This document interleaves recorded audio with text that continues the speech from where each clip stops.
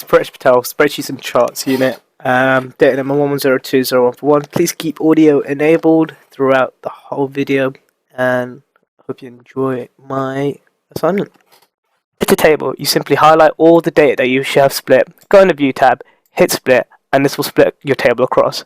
Notice that the A tab won't be split, and you can horizontally move your columns, and the A tab will not be interrupted. So if I had data over here, I could still see my A tab, making it a lot easier to see all my data corresponding to which A column. For Unit 2, I'm going to demonstrate how to fill in data series. It's quite a straightforward technique. You simply highlight the cell you wish to copy the data from. Now, this data already has the formula inserted, which is great. Now, you just simply go on the bottom little square there, and you scroll that all the way across, and that will automatically fill in the rest of it. You can also do that the same. Since the formula for this, the VLOOKUP formula, has already been inserted for the value of the units to reflect upon the grade table, simply do the same, and it'll come up accordingly. So I'm going to show another demonstration on how to fill data series. It's quite straightforward. You can simply click on January all the way to July, and then just hover over it across, and it does a quick analysis on what would come next in this order. In this case, since it's month, August would follow, and you can do that all the way to December, and it would just reoccur if you went any more forward, as shown. 3.1, I'm going to alter text alignment and orientation. Now, to do this, you simply click on the cell that you wish to amend. You go in the Home tab, under the alignments. Now, you can amend it accordingly with the picture shown, and you can go up or down, left, right. Now for orientation, you just simply click this button here, and you can use one of the options and you can format it across.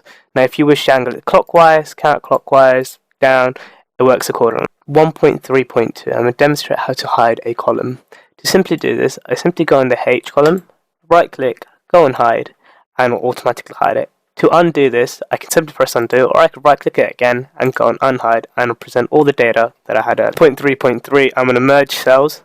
To simply do this, I just highlight over all the cells that I wish to merge, simply go on the merge button up here, and it'll merge the whole cell into one for me. 0.4, I'm going to protect specified cells. To do this, I simply specify all the cells that I wish to have protected, right click on them, format cells, go in the protection tab, select the locked tick box, confirm OK, then go in the review tab, protect sheet, select lock cells and select unlock cells, press OK, and it'll simply lock everything, meaning that I cannot actually amend anything within those buttons, and my formulas cannot be amended either. For section 1.5, I'm going to use conditional formatting to make this text go red if the value is not met. In this case, my totals are not met with my monthly sales target.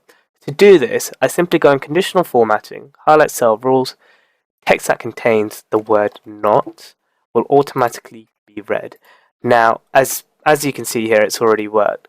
Now, for example, let's say I lowered my target into 12,000, which is obviously past my amount of sales, then it will be met and the conditioning will wear off. So I'm going to create a pivot table to analyze data. To do this, I simply select all the cells that I wish to put into my table.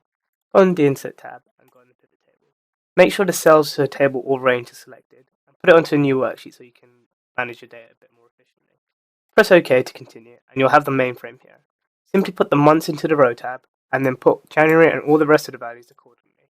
Now, what this will do is this will create a pivot table for you, and you can then look at your data accordingly. So over here, I can see that the sum of February equated to that amount as a grand total, and my pivot table is now complete. 2.1 and 2.2, I'll be creating an if statement with brackets. Now, my if statements will be for my monthly sales target met. Target is 13,000, and the total that occurred in January was 12,792, which is actually not met. For me to do this, I need to create an if statement starting with equals if bracket, logical test will be that, and it'll have to be greater than that amount. Now what that means is if it is greater and it is true, that means it is not met. If it's false, that means it is met. So over here, in the case in January, the target was not met, which has occurred correctly. 3. Create a lookup formula. What I wish for my lookup formula to do is when a value is inserted into the unit sold cell right here, I want that to correspond with this cell to then give me the name of the person it relates to. For example, if someone wants to put the value 30 in, it should come up with Stephen, or 21, it should come up with Waltila. So to do that, all I simply need to do is go into the name cell, equal, lookup, bracket, so the lookup value will be from the units sold, and then the lookup vector will be from the units sold column right here. Then I need to insert another comma, and then the result I want will be from the first name column, and then I simply close my brackets. Now, let's say if I wanted Waltila to come up, simply put in 21, and Waltila comes 0.6. I'm looking to create links between different spreadsheets. So over here, I've got my two spreadsheets. One, which is my bank balance page, and two is my sales reps. Now, what I simply would like to do is maybe just hyperlink maybe this word January back into the bank balance, so then they could see the January figures. So for me to simply do that, click on January, go on hyperlink. On the Insert Hyperlink tab, I just simply go on Place in this document, and I want it going back to bank balance. Press OK, and now when anyone ever clicks that, it'll go straight into the bank balance. 3.1, I'll be creating a comparative chart, which would mean that I can get multiple data series and compare them across in one chart. Now what I do is I select first name all across down in that column, units sold all across down, and total sales. It's very important that you get the titles as well, which will go into your graphs. Now if I go into insert, and I can just go on that and then go on a 2D column, it'll simply show me everything that I need to know. I can also amend the graphs as I wish. So let's say if I go for that chart instead. Now with that chart, it shows me the series I have. So the blue ones are units sold, so I can compare them across, as well as the total sales. 3.2, I'll be creating a stat chart, which is quite similar to what I did in 3.1. I will begin the same way as getting all the columns that I need necessary for my chart, and to make sure that I do include first name, units sold, and total sales to make sure that my series are labeled. I can simply go on recommended charts, and it'll be one of the options available, which is the third one down, which is called stacked columns. Now stacked columns only displays one bar per person, but it has 2 bits of information. In this case, it will have the total sales in the orange as labelled in the series, and units sold in the blue as labelled. As you can see here, Gareth's done 98 in value for units sold, and £2,009 for total sales. For 3.3, I'm looking to create a combined chart using 2 different methods of displaying data. So in this case, I've only simply got a column chart, which as you can see, it displays my units sold as well as total sales. Now for me to get a different type of chart involved, I can simply select the units sold, which is the blue side, and then if I go into insert, go into, let's say, a scatter chart, and there we go. This has created kind of a scattered / line chart as well as a column chart, which makes it easier for me to display information. You can also do it via different methods, but I think the scatter chart looks quite neat. Right, what we're going to be doing in 3.4 is improving chart by changing axes, altering date ranges, and unit intervals. Now, I'm going to start with intervals.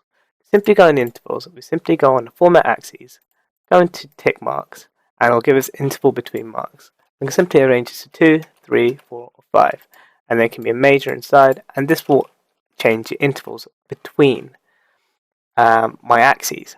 Now, to also improve the data ranges, it's quite straightforward. So I simply go on format axes, and I can make the data range 2,500 maximum. I could have 5,000 if I found that more appropriate, or I could have maybe 2,000 if I found more appropriate, and it will just go over it. But 2,500 is fine for now. Let me just hit reset on that. Now to do the last part of mine, and that's improving the changes axes, I can simply just right click the table, change the chart type, and I can have the secondary axis on the opposite side, which is displayed here, or I could have it across there, and this will change the axes around if I wish. I could also change it around manually as well, but that's the main way to do it. 0.5, I'm looking to add a trend line to my existing chart. For me to do this, I click on one of my series. In this case, I'll take my total sales, right click, and go and add trend line. Now a trend line swiftly appears, as you can see. This you can amend using the format trend line option. I can make it exponential, logarithmic, or polynomial, and I can amend it accordingly. And brilliant, that's all done.